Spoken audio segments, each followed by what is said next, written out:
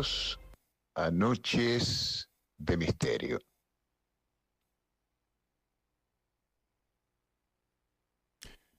Muy buenas noches. Y recordando historias que, bueno, compartidas en su momento con un investigador.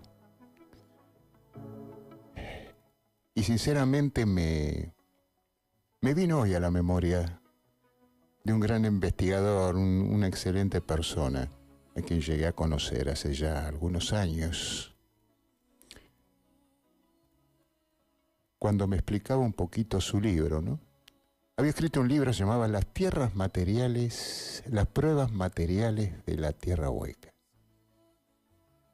Y me refiero a don Héctor Antonio Pico, con el cual tuvimos muchas conversaciones. Le puse en algunos casos mis objeciones, en otros casos atribuí lo que él explicaba, las pruebas que presentaba. Y sinceramente el tema de que vivimos en un mundo que tiene determinados huecos. Tenemos un mundo representado en la antigüedad de esta forma. Y se lo debemos nada más y nada menos que a Halley, un astrónomo allá que fue el primero que observó el cometa que lleva su nombre, cometa Halley, un cometa que nos visita cada 75 años. Cuando él decía que el planeta estaba formado por diferentes capas. Por supuesto, esto fue allá por el 1700, ¿no? Siglo XVII aproximadamente. Y era un mapa que a su vez a él le habían transmitido en su momento. Y comenzó a pensar y por propia lógica sacó que sí, que vivíamos en un mundo hueco, formado por diferentes capas, y que entre capa y capa existía una distancia en la cual podría haber algún tipo de civilización. Una historia que raya la ciencia ficción, ¿no es cierto? Una tierra perdida que es parte del mito de algunos pueblos también, muchos pueblos. No solo Halley comentó, sino también Clive Sames, allá por el 1800, según la historia de un marino noruego, Olaf Jansen, que le comentó que había descubierto una de las entradas a este extraño lugar, ¿no? Después tenemos también al francés Talveydré, filósofo esotérico, pero él fue más profundo, porque sostenía que en esos lugares se dominaba un idioma al que le llamaba vataniano, y que tenía una antigüedad de 51.000 años. No sé en base a qué certificó en palabras esta cantidad de años. Y no se quedó ahí, sino decía que el idioma vataniano fue el que dio origen a uno de los idiomas más antiguos, el sánscrito. También tenemos a Lord Dunsany, que en su libro Dioses de Pegana nos habla de una tierra hueca habitada. Más tarde, Willis Emerson, en su libro Dios humeante,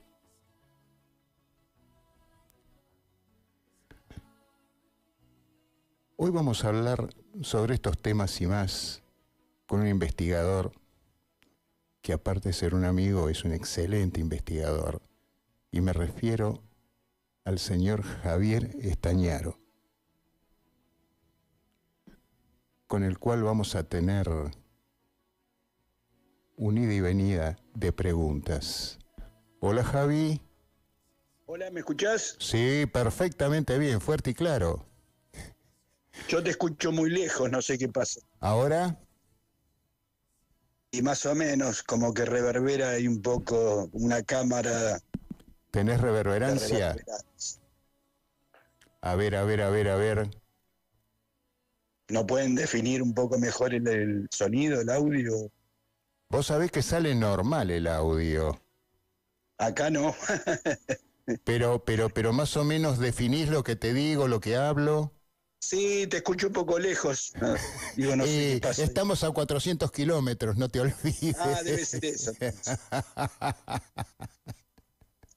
No sé si pueden subir el volumen o algo por el estilo. A ver si El podemos audio. subir el volumen un cachito. No, me dice el operador que acá está todo bien, hermano. No, todo bien. Bueno, yo te escucho A lejos. vos, a vos te escucho bárbaro, te escucho Sí, perfectamente no, el bien. problema lo tengo yo con ustedes, no sé si, bueno, si es al revés. Sí que tenés problema con nosotros, pibe. Sí, tengo unos problemas bárbaros. Bueno, Sí, haremos lo que se pueda. haremos lo que se pueda, dale, es así, es así. Mirá, somos pobres, pero con orgullo. Pero limpito, decía Balá. Así es, así es. Javi, vamos a hablar un poquito de tu libro. A ver que lo vamos a poner Bueno, en pantalla. Espera, pregúntame lo que quieras. vamos a hablar de tu libro, porque estamos hablando de las posibilidades de la existencia de una civilización en el interior de nuestro planeta. Y vos sos el autor de Austerria, los túneles de Agartha en América. ¿Tiene algo que ver con la antigua idea de una posible civilización existiendo debajo de nuestros pies? En realidad, Uh-huh. el título hace alusión a un continente mitológico Sí. para para la idea de que tenía un vasco argentino llamado Florencio de Basaldúa, Ajá. que por un lado fue cónsul, era ingeniero geógrafo, Ajá. recorrió gran parte Ajá. del continente americano, desde Argentina hasta Estados Unidos, ¿no? Sí. Con su mujer, viajó en barco por el Pacífico, visitando las distintas ruinas de civilizaciones precolombinas. Una pregunta, Javier. ¿Estás usando altavoz? No, No, normal. normal. Bien, bien, bien. Continúa, por favor. Bueno, decía, Austerria significa para Florencio de Basaldúa Uh-huh. eh, el origen, el continente mítico, dije, del origen de los vascos, Ajá. emparentado, digamos, el término con lo que se conoció posteriormente a partir de los autores teosóficos, como Ajá. el coronel James Churchward, que estuvo Sure. Ajá. radicado en la India también, Ajá. en inglés, ¿no? Sí, sí, Y sí. miembro de la Sociedad Teosófica, Uh-huh. que es el que escribe sobre Mu, el continente perdido del Pacífico, ¿no? Exacto. Y que se va a conocer también como Lemuria. Uh-huh. Ajá. Ajá. ¿Ok? Ok, que no tiene nada que ver con Atlántida. No, la Atlántida no era un continente en principio, Ajá. era solamente una ciudad. Ajá. Uh-huh. Si se quiere se puede pensar en un imperio, pero era la ciudad de la Atlántida, no era un continente. Entiendo. Por lo menos de Platón, ¿no? Sí, sí, sí, sí, sí. Claro. Y digo, Lemuria sí se planteaba como un continente que ocupaba, según los autores estos que te digo, del siglo XIX, o sea, estamos hablando del 1800 y pico, ¿no? Madame Blavatsky, el coronel Olcott, Leadbeater, bueno, Church, Watt, etcétera, todos estos autores filosóficos de a partir del 1870 y pico, que van a empezar a hablar de Lemuria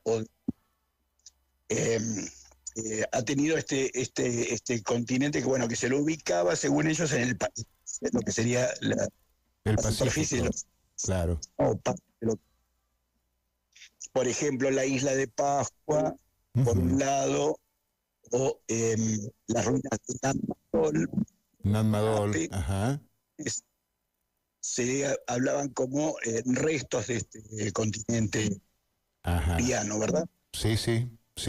Bueno, Basalúa lo llama Austerlia. Austerlia en vasco significa tierra austral, unos dicen tierra lejana, pero es igual que Australia, tierra austral.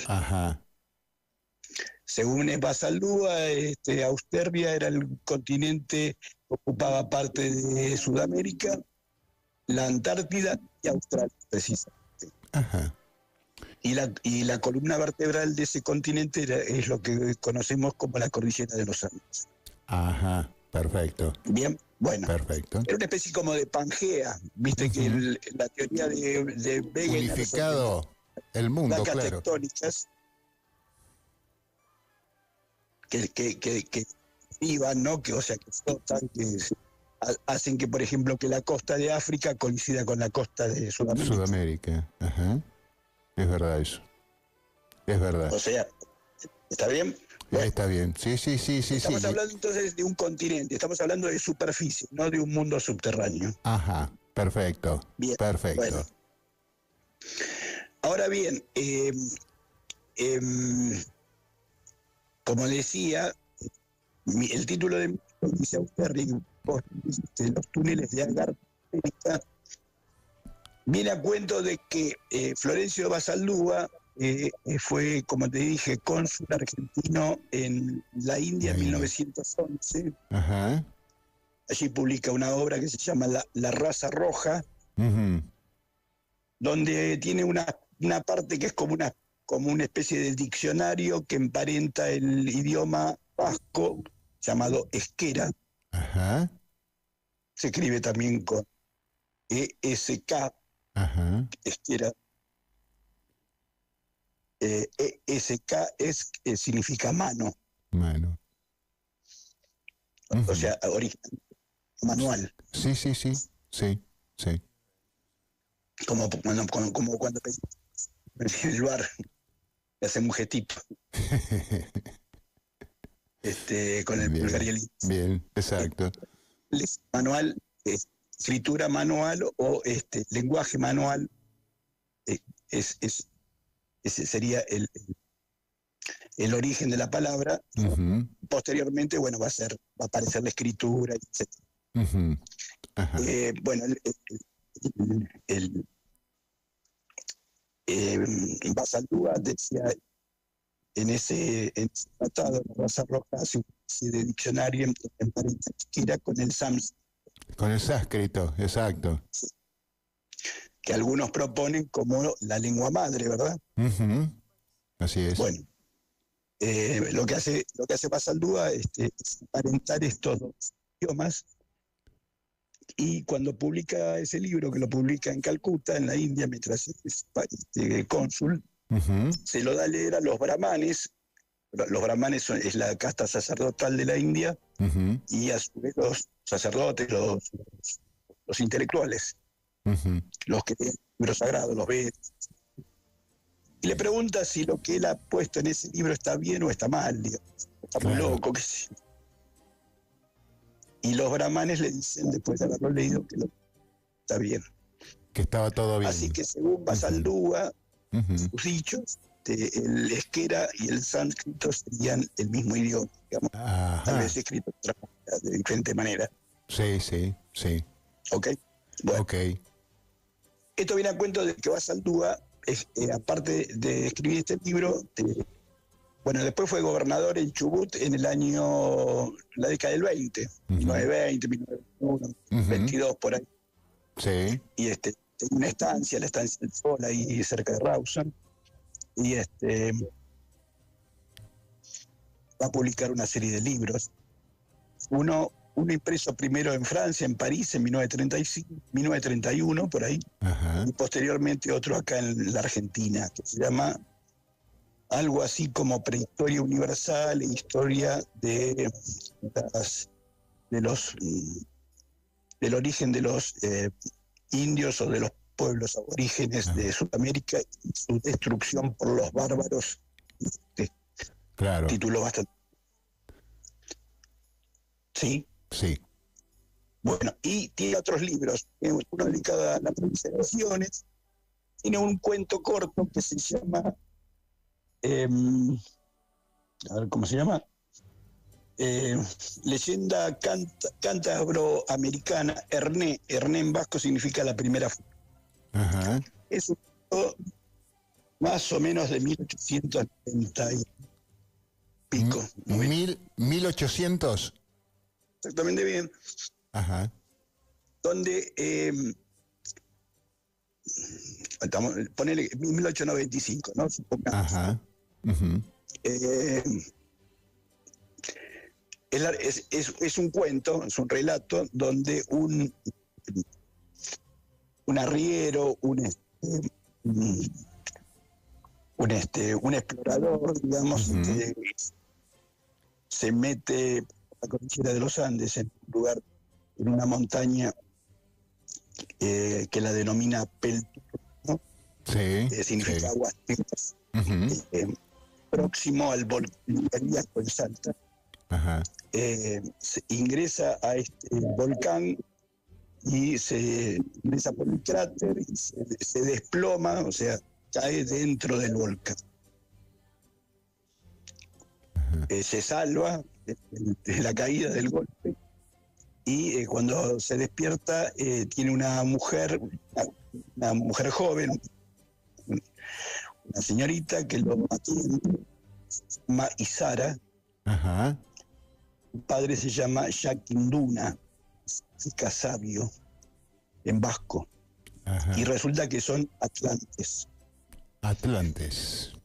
Bueno, y ahí le van a contar, etcétera, que son una civilización o una colonia, si se quieren, sobrevivientes de la Atlántida que viven en el interior. Así que ahí está la cuestión de Austerria por un lado. Que sí. Una pregunta, Javier, no referente a... Hola. Los atlantes de la tierra, digamos, de la cordillera, de un volcán, y que se podría emparentar con el viaje al centro de la Tierra de Julio Verne, que lo escribió algunos años antes, allá por 1864. Sí. O sea, 20 años antes, más o menos, o 30 años. Así que a partir de ahí yo tomo el título de Florencio de Basaldúa por intermedio de Julio Goyen Aguado, que era el biógrafo oral, digamos, porque no llegó a escribir la biografía de Basaldúa. Ajá. Pero tenía toda la documentación, sí. Era un gran seguidor de la obra de Basaldúa y de la vida y de la familia, incluso tenía muebles en su oficina que había participado de Basaldúa, sí. Iban los Javier, ahí ¿ya estaba el centro de espeleología formado? ¿En qué año? En ese año que estás hablando vos. Bueno, el Centro Argentino de Espeleología se funda en 1970. Ajá, perfecto. Yo voy a formar parte a partir de 1986. Ajá. Lo de Basaldúa, dijimos, de 1910, 1920, 1930, o sea, no sé si llegó Julio no sé a conocerlo directamente. Pero sí conoció a por lo menos un nieto, Jorge Basaldúa, que iba muy seguido a la oficina de Julio. Así que tenía mucha documentación de la familia y de la vida de Florencio de Basaldúa. Sí. ¿Ok? Sí, ok. Bueno, a partir de ahí yo entonces, mi contacto con Goyen Aguado, conozco a Basaldúa por Goyen Aguado, digamos la obra de Basaldúa y los datos, los cuentos, las historias y demás. Tuve 12 años en el Centro Argentino de Espeleología, así que mucha información que me pasó Julio, por un lado, la volqué en mi libro, utilizando este término de Basaldúa, de Auster, y después, bueno, viajes míos a distintos lugares del país, incluso del exterior, en busca de distintos misterios, desde el fenómeno ovni, por un lado, al tema de la criptozoología. Criptozoología. Y cosas por el estilo, y cavernas, civilizaciones perdidas, o culturas precolombinas, o originarios, las pinturas rupestres, etcétera, etcétera. Sí. Esa es un poco la temática de mi libro, que tiene que ver con lugares de superficie y con el mundo subterráneo, mitos subterráneo y expediciones espeleológicas. Javi, vos sos una persona, escúchame, vos sos una persona que conoce mucho, yo creo que sos uno de los que más conoce el tema de la famosa cueva de los Tallos, esa cueva que está ahí en el límite entre Ecuador y Perú, en la cordillera del Cóndor. Sí, yo no diría que soy las que más saben, pero tengo información de primera mano, que es más importante, ¿no? Claro. O sea, porque, como te decía, estuve 12 años con Julio Goyen Aguado, que, la Cueva de los Tallos, en la época moderna, digamos, en la década del 60, 64, por ahí, entonces, los primeros años de la década del 60, es redescubierta, si se quiere. Sí. No, el término no es correcto, porque en realidad un húngaro naturalizado argentino, Juan Morix. Viene de Europa, de haber pasado la Segunda Guerra Mundial,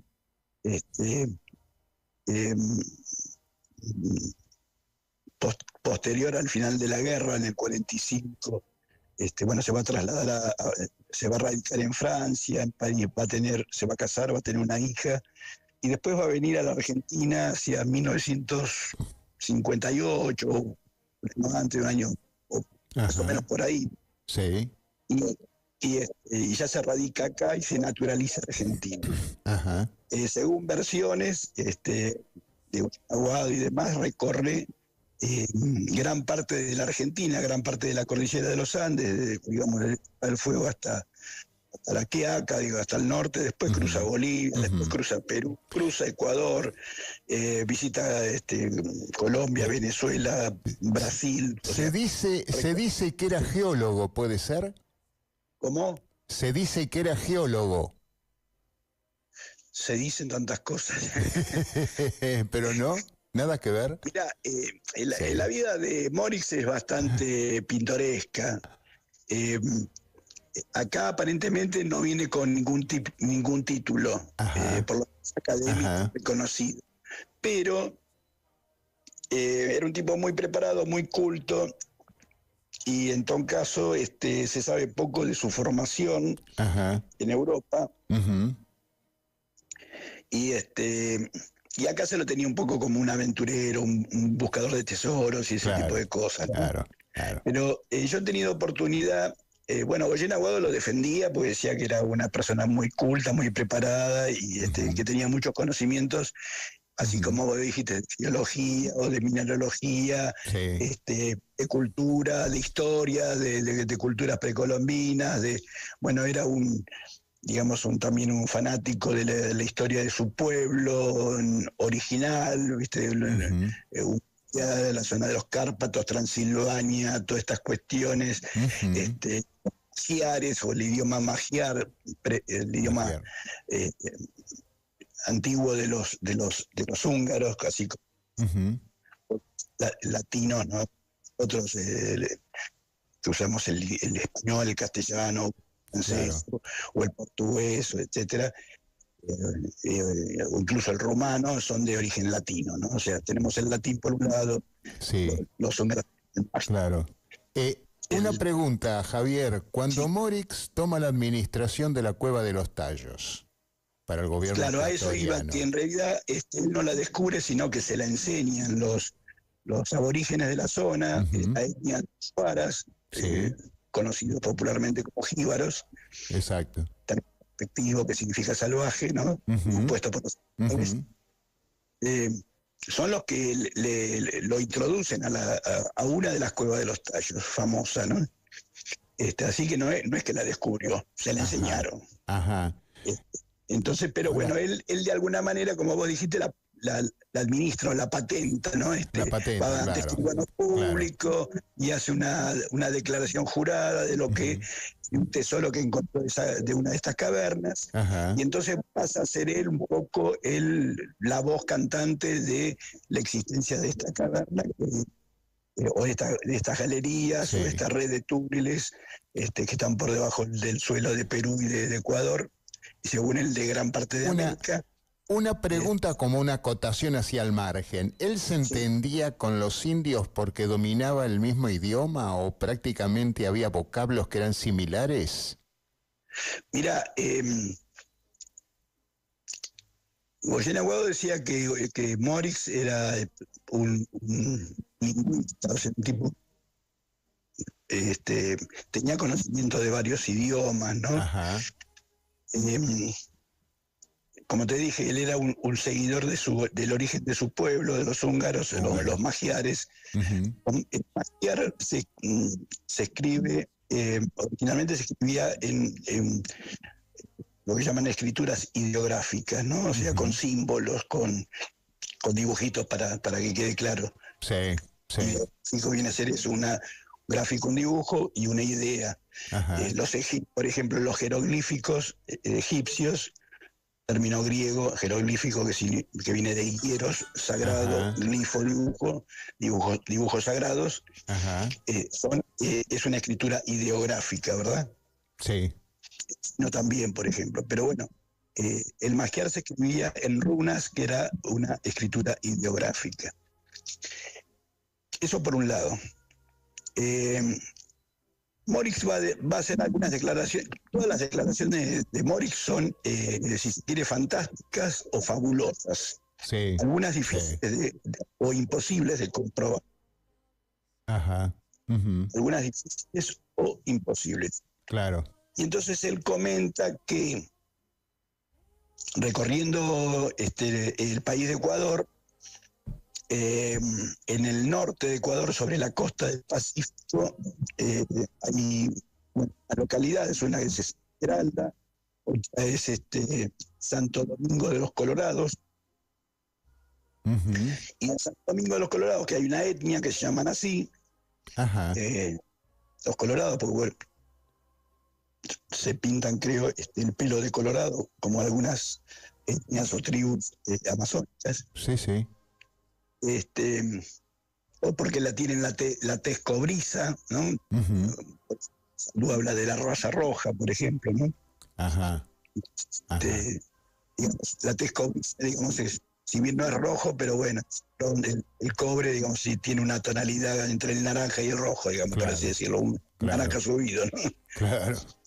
Entonces, bueno, hay muchas etnias en Latinoamérica, en Centroamérica, como los aztecas o los mayas, que se le atribuye también este tipo de color de la piel, como Ujú, los descendientes que hay en México actualmente, ¿no? También. ujú, Y en el ujú. resto de Centroamérica. Bueno, el Sí. tema es que los Colorados de Santo Domingo, según Morix, él logra, observando, digamos, las denominaciones que llaman los topónimos o toponimios Topónimo. de Eh, los, de los ríos, de los cerros, de los lugares, ¿viste? sí. Este, de algunos animales, de plantas, lo que fuere. Este, Él deduce que es magiar o húngaro antiguo, Ajá, y que por lo tanto puede entenderse con estos aborígenes, claro. su idioma, eh, eh, como ellos se expresan. Sí, Más sí. allá de que de la década del 60, entre el 50 y el 60, o sobre todo Ajá. el 60, donde todos los pueblos han sido colonizados por la iglesia, ¿no? O sea, que son todos este, eh, todos hablan español, castellano, ¿no? O sea, Sí, la sí, mayoría sí. se pueden comunicar perfectamente sin tener que recurrir a un idioma como podía ser el aymara o el quechua, otros, Exacto. los pueblos chimú, etcétera, que Ujú, eran solamente entendibles por ellos mismos, ¿no? ujú. Y por los traductores que había de otros pueblos que aprendieran su idioma, qué sé yo, y que después se los traducían a los Claro, españoles, por claro. así decirlo, de la conquista. Entonces, en la zona de las cuevas de los tallos, porque hay varias, las etnias, estos yuaras y otras, posiblemente, digo posiblemente porque no recuerdo exactamente si es un derivado del quechua o del aymara, Ujú. eh, así que no sé si Morix se lo hablaba, eso podría ser, pero eh, yo creo que se comunicaba en español, ¿viste? Claro, claro. Por otro lado, yo conocí acá, después del año 2000, porque Goyen Aguado va a fallecer en un accidente automovilístico en el 99, y, 1999, es, sí. y conozco a un húngaro, a un señor húngaro mayor, ya octogenario, Ujú, que sería más o menos la edad que tendríamos en ese momento, ¿no? Estoy ujú. hablando del 2001, 2002, por ahí, más o menos, años más, años menos. Ajá. Un señor que lo había conocido a Goyen Aguado, que Goyen Aguado, según él, le había prometido llevarlo a la Cueva de los Tallos y qué sé yo, a la Sí, famosa Cueva de los Tallos. sí. Y bueno, como que medio, Eh, bueno, me pasaron el dato que este hombre quería hablar con alguien que hubiera sido amigo, conocido, discípulo, de etcétera, Goyen de Goyen Aguado, claro. Aguado, y que le pasara información sobre Morix, qué sé yo. Bueno, Ujú. el tema es que me encontré con este señor en el consulado argentino Consulado de argentino, ¿dónde? Perdón, Hungría, acá en Hungría. Buenos Aires, en la Bien. calle, en la avenida Coronel Díaz y Santa Fe, Ajá, sí, a media cuadra, de por ahí. exacto. Este, me citó acá, ahí el señor llamaba Vites Ladanchi, Ajá, húngaro, y estuvimos con el cónsul eh, húngaro en Buenos Aires, digamos en la oficina de él, con este señor charlando sí. sobre el tema de Morix y sobre el tema de Juan Morix Ujú. específicamente. Ajá, Y como decía, la comunidad húngara al principio lo tenía a Morix como un aventurero, ¿no? sí, sí. Pero resulta que este señor, Vites Ladanchi, eh, me comenta que él había estudiado en la Universidad de La Plata junto con Morix un curso, una cátedra sobre las denominadas lenguas muertas, entre las que estaba el sumerio, Ajá. o sea, un curso de sumerología, digamos, ¿no? Sí, sí, sí. Así Sí. que Morix era un tipo que por lo menos acá había realizado estudios universitarios en esa línea de lingüística, ¿no? En esos Sí, estudios. O sea, que era un sí. tipo preparado. Por supuesto hablaba el alemán, el francés, etcétera. No sé si llegaba a dominar bien el inglés, pero Ujú. no recuerdo. Pero bueno, si sabía alemán, el inglés no le sería muy difícil. Por Claro, otro lado, bueno, son claro. idiomas anglosajones. Este, y entonces era un tipo muy culto, muy preparado. Bueno, nada, estuvimos charlando y resulta que estudios posteriores se Ujú. hicieron acá en Buenos Aires, sobre todo en la Universidad del Salvador, donde están los Sí, jesuitas.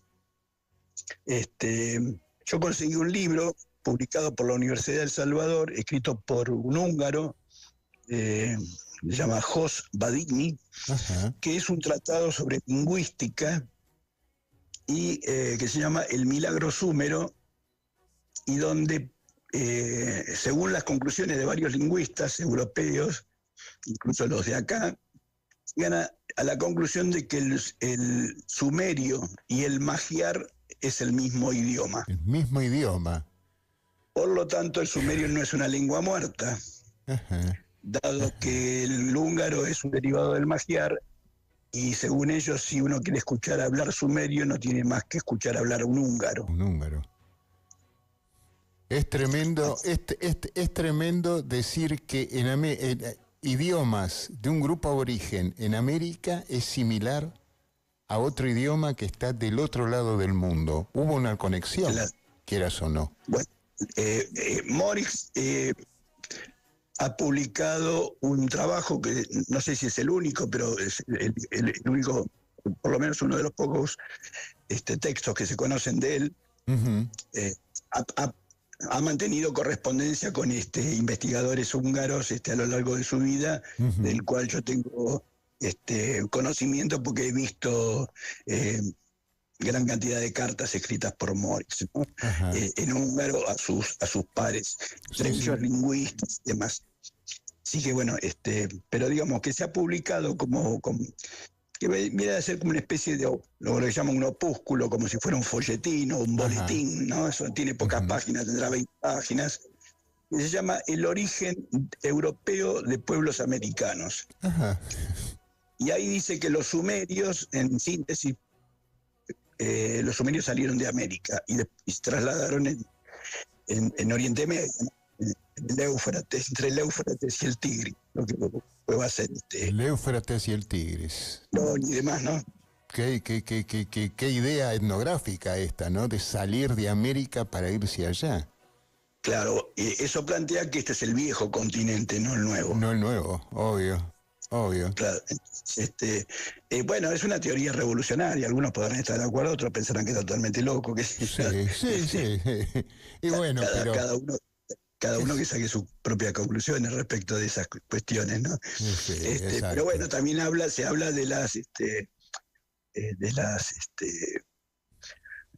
las migraciones transoceánicas, o sea, de la navegación primitiva. Los sumerios tenían barcos, uh-huh. Los egipcios tenían barcos, uh-huh.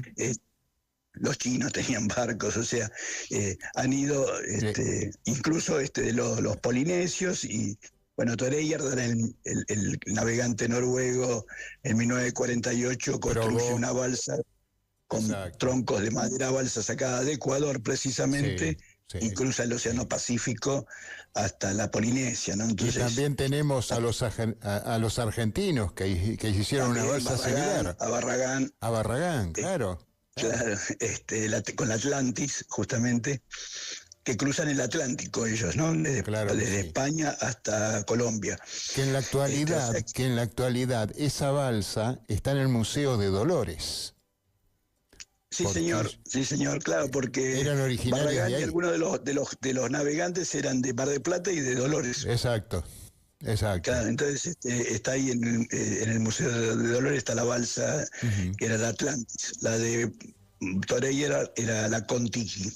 La Contiki, exacto. Contiki y Viracocha sería, ¿no? Uh-huh. Así que bueno, ahí se demostró que antiguamente se podía navegar y cruzar incluso los océanos, ¿no? Hasta con embarcaciones muy rudimentarias. Uh-huh. Así que bueno, Toreyard después de la Contiki va a hacer otras expediciones y una que se va a llamar Ra, el nombre del dios solar egipcio, que van a haber dos, Ra 1 y Ra 2, porque una se va a hundir. Está hecha con los barcos, como los barcos sumerios, incluso los egipcios, eran juncos tejidos, igual a los que hacen los aborígenes del lago Titicaca, los huros. Están hechos con juncos, ¿no? Tejidos. Y bueno, eran unos barcos gigantescos, ¿no? Los que hacían los sumerios. Y el Ra va a cruzar el Océano Índico, o sea, Toreyard va a cruzar el Océano Índico con una de estas dos embarcaciones y va a llegar hasta Australia y posteriormente, digamos, con una señal de protesta contra, digamos, digamos, con una especie de pancarta ecológica, ¿no? Con el descuido del planeta, que ellos la va a prender fuego frente a Australia a modo de protesta, ¿no? Claro. El descuido, digamos, o el abuso, digamos, de los recursos planetarios y demás. O sea, pero bueno, lo que él demuestra que los egipcios y los sumerios podían también cruzar océanos, ¿no? con sus embarcaciones. Obviamente. Bueno, Tenemos la prueba, la tenemos con los vikingos. Los vikingos también, claro, ya más posteriormente. Uh-huh. Pero, por ejemplo, como dato curioso, porque esto, como dije, lo de Morix, este planteo de que los sumerios fueron de América a Asia, sí, o a África, o a lo que fuere, o hubieran cruzado el Pacífico o el Atlántico, etcétera. Que como dije, por ahí es una teoría bastante descabellada, ¿no? Descabellada, pero posible, porque era... No digo, pero digo, sí, para la sí, historia sí. oficial, ¿no? La que nos Claro, contaron, claro. Colón descubrió América y todo ese tipo de cosas, ¿no? En realidad ya habían llegado otros antes que Colón, pero Obviamente. digo, esto parece toda una locura, pero resulta que en Bolivia, en un museo, hay una vasija de cerámica, supongo, ahora no recuerdo, o barro, Ajá. cerámica, ¿no? Una vasija que está en un museo y que tiene dentro de la vasija, digamos, en el borde interior, tiene escritura cuneiforme, o sea, escritura sumeria. Tenés razón. Y yo tuve la oportunidad, te digo más, tuve la oportunidad de ver en Venezuela escritura sumeria, en tablillas de barro cocida, los cilindros de barro cocido, con escritura cuneiforme, que en la actualidad tiene que estar en un museo en Francia. Fue retirado de ahí. Bueno, en Brasil, por ejemplo, se ha encontrado escritura en algunos cerros, en algunas morros, como le dicen, ¿no? Uh-huh. Que son, digamos, el Cerro Uritorco, por así decirlo, no son montañas, son cerros, son más bajos, digamos. Que se ha encontrado escritura fenicia, por ejemplo, y catalogada por los arqueólogos y demás. Los fenicios, digamos, también grandes navegantes, los comerciantes, digamos, más famosos de la historia, ¿no? Partamos de la base que Colón no fue un loquito que se echó a la aventura, sino que tenía información precisa. Sabía dónde iba. Exacto. Ya tenía sus mapas, digamos. En lo único que le erraba a Colón era que pensaba que iba a llegar a las tierras de Zipango, o sea, de la China, no al continente americano. Bueno, las famosas Indias orientales, ¿no? Que, o sea, la idea es llegar a las Indias, según el planteo histórico, ¿no? A las Indias, pero en realidad ya él sabía dónde venía. Sabía que no eran la India o las Indias, como decían. Ajá. Porque Zipango, una de dos, o es Japón, más que China, o es Japón, o es el Caribe, que podría ser Cuba. Según algunos estudiosos, antropólogos y demás. Después tenemos el famoso mapa de Piri Reis, que es del 1513, también, por ahí, donde está la costa de Europa por un lado y África, y por otro lado la de América. Junto con la Antártida. Si bien el mapa del 1513 dicen que son copias de mapas más antiguos. O sea que anteriores a los de Colón, digamos, ¿no? Pues ya, bueno, Colón sale en 1492, y ya para el 1513, bueno, ya había otros navegantes que habían recorrido, digamos, parte del mundo, ¿no? Desde Magallanes y demás. Exacto. Pero los mapas de Piri Reis son considerados copias de mapas mucho más antiguos. Así que también ya conocían América. Se sabe también que los fenicios, en su afán de comerciar, ellos marcaban las rutas, pero las mantenían en extremo secreto. Fenicios, cartagineses. Yo tuve oportunidad de observar mapas cartagineses en una isla en el Mediterráneo, en Ibiza, donde se marcaban claramente rutas de salida del mar Mediterráneo, del África, y algo enfrente a África que bien podría ser América, pero bueno, que quedó ahí, sin delinear, no tan delineado como el mapa de Piri Reis que nombraste vos. Claro. Bueno, de hecho, Colón va a seguir la ruta famosa de la corriente del Golfo, que era la que utilizaban antes que él, digamos, muy poco antes que él, digamos, los templarios. Estamos hablando de, digo, bueno, muy poco, del 1300, viene casi en 1500, ¿no? 1492. Y los templarios ya también tenían flota marítima. Exacto. Vos sabés que me haces... Entre el 1000 y el 1300 en que desaparecen, digamos, entre comillas. Entre comillas, vos sabés que me haces recordar algo que lo tocamos en programas anteriores, Sí. que era las carabelas, las 3 carabelas, tenían símbolos Sí. templarios, la cruz roja que venían. La cruz templaria, claro. Es un símbolo De la templario. cruz de Malta, digamos. A veces, ¿viste el Banco de Galicia? Sí. Cruz que es como una espada con lo que sería el pomo, o sea, el mango, Sí. son 3 flores de lis, ¿no? Forman Sí. el mango de y lo que se llama guardamonte, que sería la parte transversal que separa el mango de la hoja, ¿no? Exacto. Son Y se flores sabe... de lis. Bueno, esa es una de las versiones que decían que estaba pintado en las velas de las carabelas. Ajá. Pero la otra es la cruz de Malta, ¿no? Que son como 4 Claro. triángulos que se juntan, ¿no? Digamos, esa es Bueno. la más popular, no la que salía en la revista Villiquen o Anteojito, ¿no? No te olvides que hay una orden que pertenece a los templarios, que es la Orden de Malta. La Orden de Malta, que está actualmente Exacto. en vigencia, claro. Exacto. En realidad es el último lugar donde se refugian los templarios, la isla de Malta. Es tremendo. Ahora, una tenía pregunta. contacto con Javier, ¿Cómo? una preguntita. Sí. ¿Será verdad que toda América está surcada por túneles? Bueno, esa es la teoría de Morix, ¿verdad? Sí. Ahora, de cualquier manera, Morix no es el único, y por eso el subtítulo mío, cuando es los túneles de Agartha en América. Ajá. Agartha es el reino subterráneo para la, si se quiere, mitología o la religión de pueblos asiáticos, ¿no? Estamos Ajá. hablando Sí. la India, Nepal, el Tíbet, y China, Mongolia. Hablan de Agarthi o Agartha, Ajá. y como el reino subterráneo donde mora una especie de divinidad o avatara que lo llaman el rey del mundo, ¿no? Exacto, exacto. Chiepo. Una según los pregunta, tibetanos. Javier, una pregunta. En la tapa de tu libro está la foto donde aparece Sí. Goyen Aguado por un lado y por el otro lado Sí. es Neil Armstrong, el astronauta. El astronauta.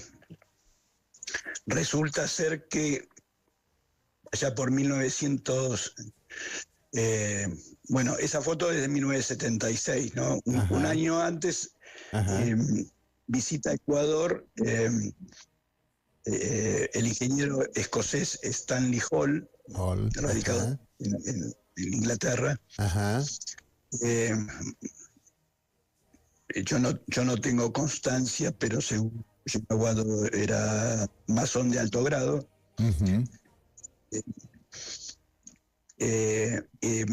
Entusiasmado con el libro El oro de los dioses de von Däniken, De von donde habla de la famosa cueva de los tachos, ¿verdad? Y de Exacto. Morix, y del tesoro, y de la mar en coche. Ujú. Ujú. Entonces, Algo raro, vos sabés que esa expedición supuestamente, fue pagada por la orden de los mormones, se dice, se comenta. No, esa no. ¿Esa no? No, esa no. No, esa no. Ajá. Es anterior a la de los mormones. Ajá. Bien. Claro, sí, no, eso es un dato erróneo. Pero bueno, se dicen tantas cosas que el teléfono descompuesto, se pasan la bola, ¿viste? Sí, y en YouTube, en Internet vas a leer un montón de cosas que están equivocadas, por no decir falsas. Están equivocadas. Pero algunas de las expediciones fueron pagadas por los mormones, creo yo. Sí, a esa zona. Esa fue en el año 68. 68. Sí, Julio Goyen Aguado pertenecía a la Iglesia de Jesucristo de los Santos de los Últimos Días, o Iglesia Mormón. Ajá. Ah, mira. Y con ya su etcétera. Morix no. Pero Julio conoce a Morix acá en fines de la década del 50. Ajá. En un instituto que era Instituto para las Ciencias del Hombre,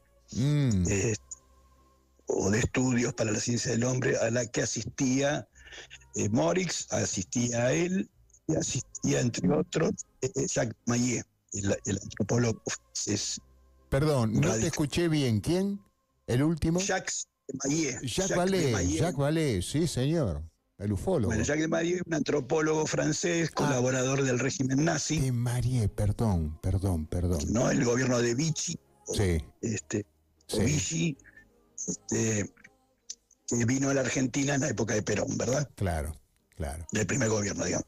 Y entonces Morix parece que viene junto con él. Para la misma época. Ajá. Entonces, en este instituto se juntaban. Y a partir de ese contacto de Goyen Aguado con Morix,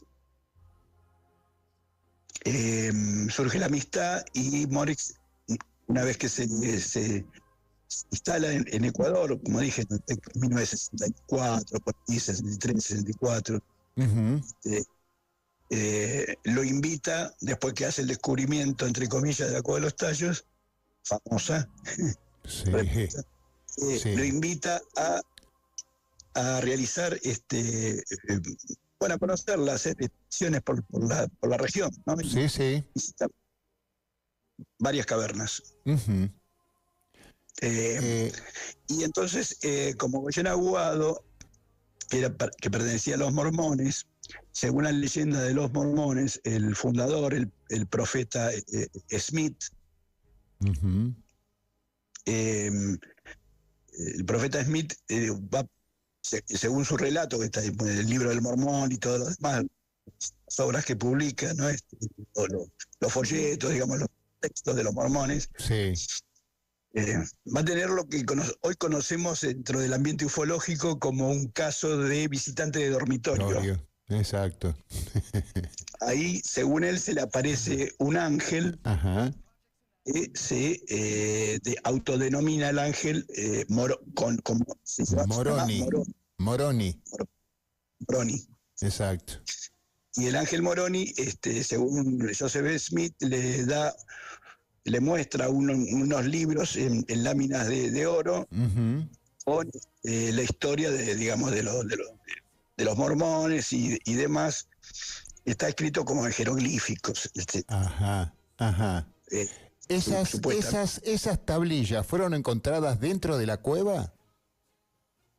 Bueno, la historia es que, que supuestamente Joseph Smith logra traducirlas, como ya te digo, en egipcio, en jeroglíficos egipcios, logra traducirlas según él, y de ahí va a salir la historia del libro del Mormón, ¿verdad?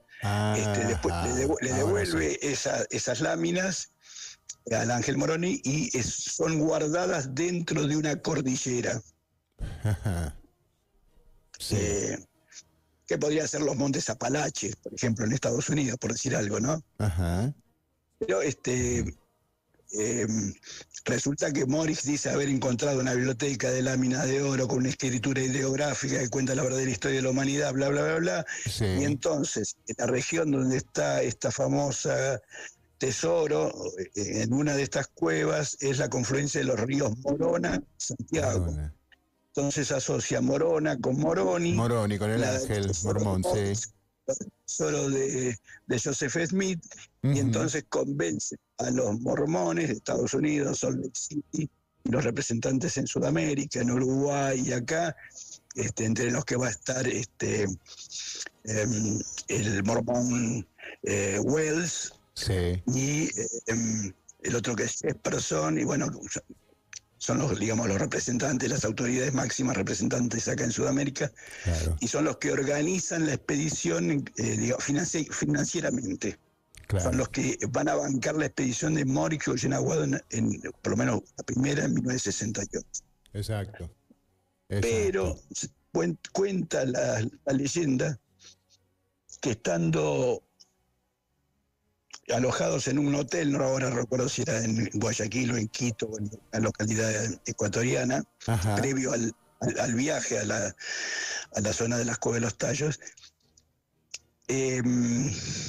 Morix, desde la habitación, estaba junto con Goyen Aguado, los mormones estaban en la otra, eh, levanta el teléfono para hacer una llamada y está ligado con el teléfono de la habitación de los mormones. Sí. Los mormones estaba hablando con una de sus autoridades en Estados Unidos, ¿no? Ajá. Diciéndole que estaban por partir, y lo iban a hacer por río, ¿no? Justamente con unas balsas. No tenían gomones en esa época. Claro. Con unas balsas hechas con madera, con tronco de madera balsa y qué sé yo, hacia la zona de Morona, Santiago, Ajá. localidad de Coango, la María, los Yoaras, etcétera, para después adentrarse en la Cueva de los Tallos, que tenía el tesoro, y registrarlo a su nombre. Claro. O sea, robarse el tesoro. Morix se queda atónito escuchando todo eso, corta, viste, el teléfono, no pide llamar a nadie, qué sé yo, y le dice a Goyen Aguado, dice, mira, lo tenemos que pasear a esto por el río, Sí. por la selva, hasta que se cansen, y que todo mentira, que todo un cuento para sacar Interesante anécdota. y que se vayan. Y eso fue lo que pasó, no llegaron a ver. ninguna caverna. Claro, claro. Ahora, Viajaron en parte por el río y todo, pero no llegaron a ningún lado. Javier, ¿hay una sola caverna en esa zona o son varias? ¿Cómo? ¿Hay una sola caverna o son varias? Muchísimas. Muchísimas. Sí, Claro. Goyen Aguado me contó que, aparte de esta famosa Cueva de los Tallos, que ya te digo, son galerías, tiene muchos kilómetros, o sea, podemos hablar de varias cavernas. Sí. Pero aparte, en otros ríos, como el Pastaza, por ejemplo, Ajá. también tuvo acceso a otras cavernas, y algunas que solamente se puede tener acceso cuando el río baja, Claro. como con el tema de las mareas, ¿no? Claro. Cuando el río baja y entonces se libera una entrada y podés meterte, porque si no están inundadas, digamos, ¿no? Claro, Tendrías que entrar con el equipo de acuanauta. A ver, la pregunta del millón, ¿serán naturales o estarán hechas por el hombre? En general son naturales, son de llama formación kárstica, Sí. ¿no? El tipo de piedra, Sí. y las produce el agua, ¿no? Justamente el agua es la que genera todo este tipo de todo eso y genera interesantísimo. Pero según Morix, esta famosa, viste, el arco, que en un momento se lo llamó el arco von Däniken, porque salió en el Oro de los Dioses, porque sale en la foto, en el libro, en la contratapa, etcétera. Pero Däniken, escúchame, Däniken no bajó nunca le las pusieron cavernas. Juan Morix parece ser artificial, ¿no? La formación. Sí, parecería.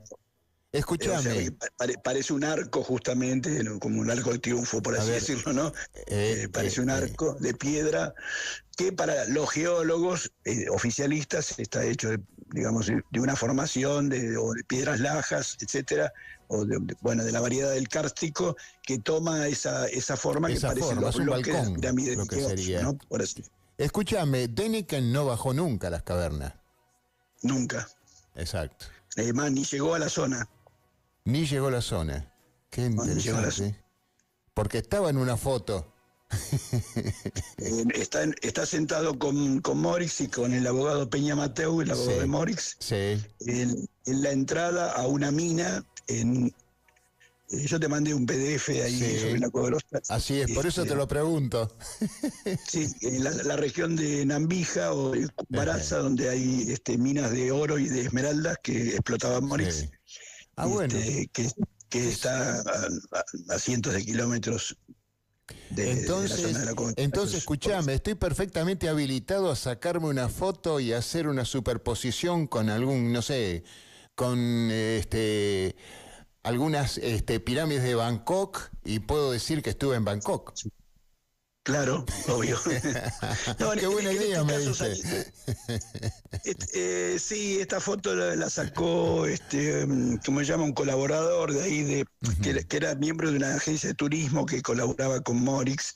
Sí, eh, Gastón, ahora no me sale el nombre, bueno, bien, Gastón no sé cuánto, que es el que en realidad saca la mayoría de las fotos claro, del viaje, claro. y incluso dentro de la Cueva de los Tallos y demás, famosa, repito. Eh, este eh, y eh,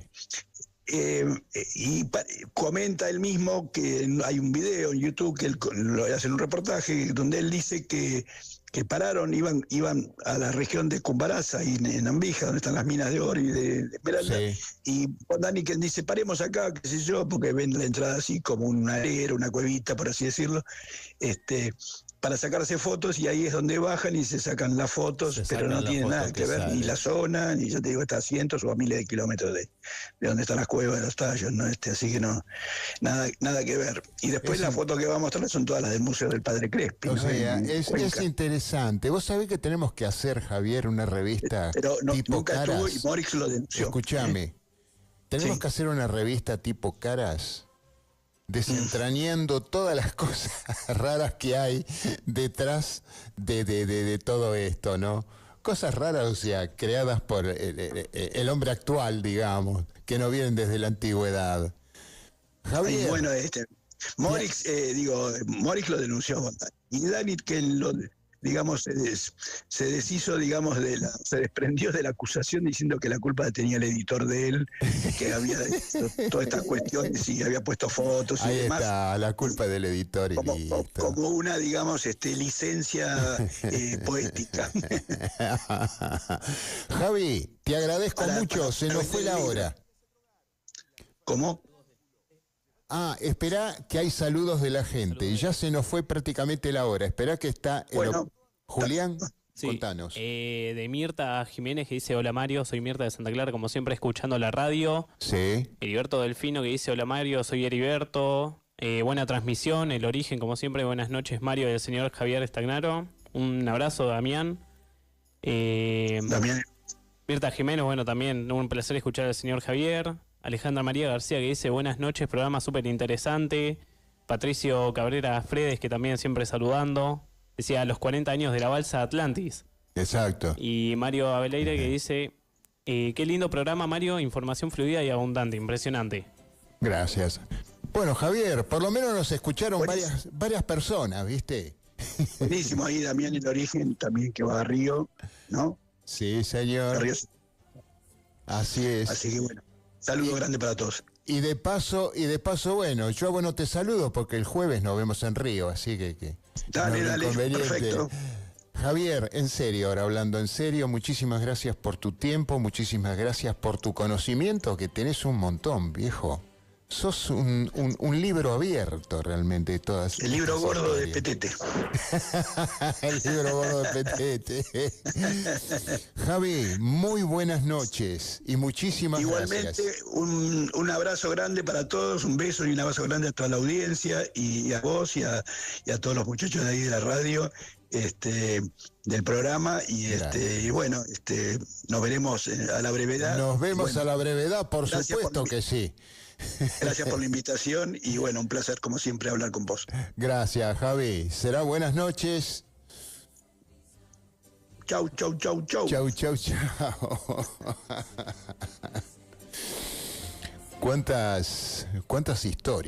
¿Cuántas historias interesantes, más allá de lo anecdótico? Lo importante es tratar de descubrir la verdadera historia de la historia, ¿no? Y muchas veces descubrir la verdadera historia nos lleva por caminos que, bueno, no, esto no puede ser, o esto sí, o esto no. Pero es interesante porque es parte del misterio, ¿no? El conocimiento humano es parte del misterio por descubrir lo que desconocemos básicamente. Y si podemos aportar información, si podemos generar la idea o despertar la idea de la investigación en todo sería hermosísimo eso. Conoceríamos más, tal vez en definitiva, sobre nosotros mismos, ¿no? Como diría Max Planck, cuando decía, el misterio más grande somos nosotros mismos. Muchísimas gracias y hasta el próximo lunes con Misterios